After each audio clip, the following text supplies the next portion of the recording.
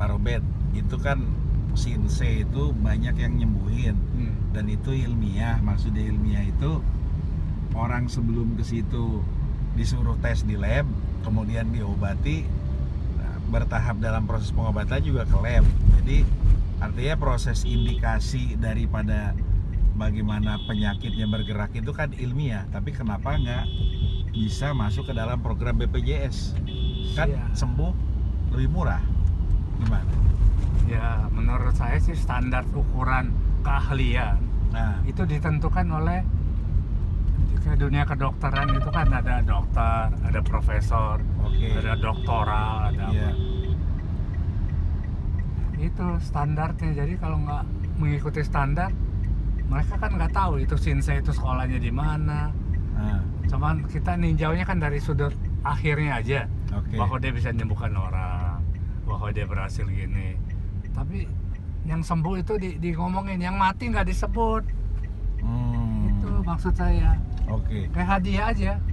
Hadiah yang kena kan satu orang, hadiah pertama, hadiah kedua, hadiah ketiga, hadiah hiburan.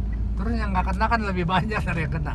Jadi standar itu yang saya nggak ngerti cara daripada Depkes. Berarti kalau menurut Pak Robert, kita bahasnya adalah bicara standar ya, standarisasi pengobatan dan standarisasi apa yang diobati gitu ya. Iya, jadi suka-suka Anda aja. Kalau kata orang benar, dia bisa ngobatin. Itu testimonial kalau menurut dunia kedokteran. Oh, testimonial ya. Nah, kalau misalnya ternyata kayak yang ginjal, kemudian hasil lab kreatin dan lain-lainnya itu dibawa ke lab terus ternyata terjadi penyembuhan, gimana?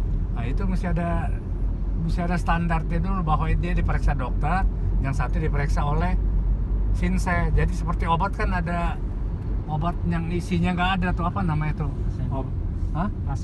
Placebo. Obat kan ada juga placebo dikasih. Baik nggak? Kalau baik, wah berarti sugesti nih. Oh, menarik nih Pak Robert nih. Iya.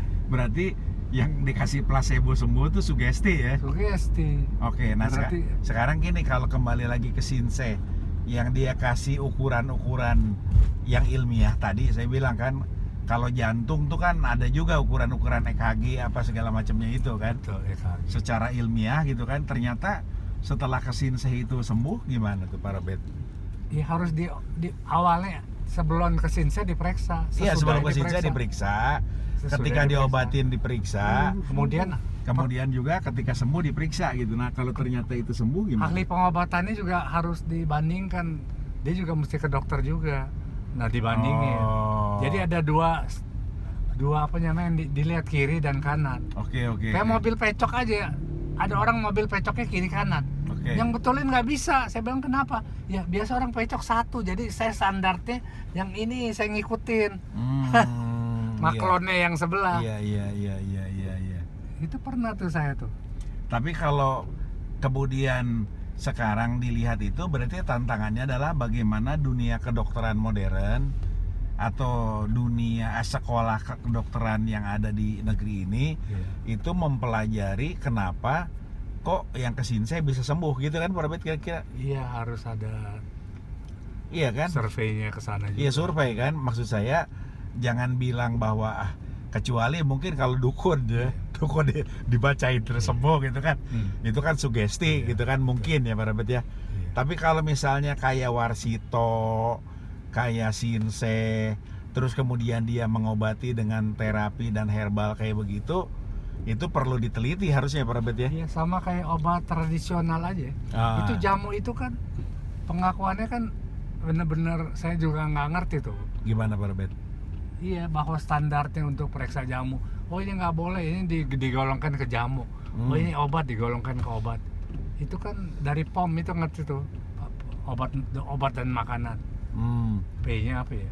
Pokoknya OM-nya itu obat dan makanan. Pengawasan obat makanan. Badan pengawasan. Iya, pengawasan obat dan makanan. Nah, karena gini Pak Robert kan, walaupun udah lama tidak praktek, ternyata ketika saya dikasih obat gigi sama Pak Robert sembuh, alhamdulillah. Berarti kan Pak Robert sebagai dokter itu nggak luntur.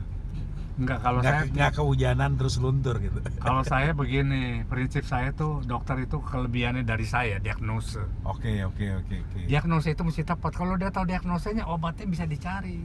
Oh. Yang susah diagnosa benar. Oh. Menegakkan, kalau istilah di kedokteran, menegakkan diagnosa. Oh. Saya juga saya catat tuh, saya kasih apa kemarin. Kalau bapak bilang lagi nggak baik, saya robah.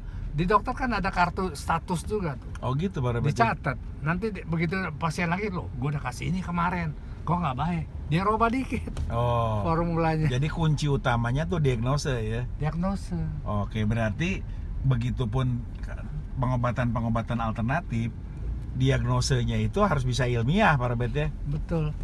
Banyak orang gejala sama, sakit perut, muntah, misalnya, enak, tapi sumber penyakitnya lain. Oh, gejalanya sama. Gejala yang keluar sama. Siapa? Gue pusing, gue enak, wah nafsu makan nggak ada. Semua penyakit juga bisa mengarah ke situ, mau sakit liver, ginjal, sakit mah yang benar gitu. Itu pusing, mual, tanda-tandanya itu ya. Iya, tanda-tandanya gitu. Oke, kalau gitu berarti dengan ngobrol-ngobrol sama Pak Robert pagi ini menantang dunia medik Indonesia gitu kan, dengan melihat pengobatan alternatif gitu, jangan dinafikan dan jangan dikecilkan Pak Robert ya, tapi harus diteliti ya.